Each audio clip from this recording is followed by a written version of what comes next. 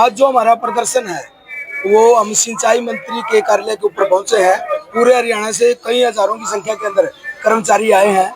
जो मुख्य मांगे हैं वो पहली मांग है हमारी, सरकार रैशनलाइजेशन के नाम पर विभागों के अंदर पदों की कटौती कर दी।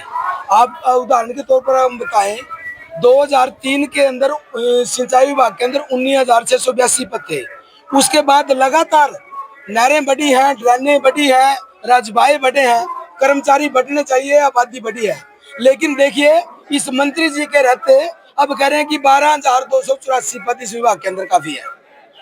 और पद कौन से समाप्त कर दिए, यानी कि जो कैनाल गार्ड नहरों के ऊपर काम करता था, बेलदार, मेट, गेज रीडर, सुपरवाइजर, वो तमाम पद जो फील्ड के अंदर काम करते थे उनकी जरूरत नहीं। हमने पूछा क्यों उनकी जरूरत नहीं, इन तमाम विभागों को हम ठेकेदारों के तहत करेंगे, नहरों को।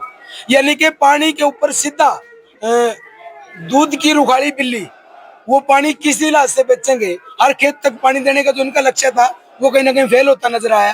तो इसके दो कारण, एक तो कर्मचारी परेशान क्योंकि उनकी सेवाएं बचेंगी या नहीं बचेंगी, दूसरी जो ये लगातार कह रहे हैं कि हम लगातार लोगों को रोजगार देने का बात कर रहे हैं, जिन बच्चों को हम टाई लगा करके पीढ़ी बसों में बैठते हैं उनके सामने प्रश्न है कि उनको रोजगार कहाँ मिलेगा। अकेले तीनों विभागों के अंदर लगभग 35,000 पद समाप्त कर रहे हैं। कि पीछे 26 जून को जो कैबिनेट की मीटिंग हुई है उसके अंदर हमारे तीनों महकमों को रैशनलाइजेशन के नाम पर बंद करने का प्रयास किया गया। वो लोक निर्माण विभाग है जिसमें 14,236 पद है और जो अनुशंसा की गई है उसमें 6,067 पदों की गई है।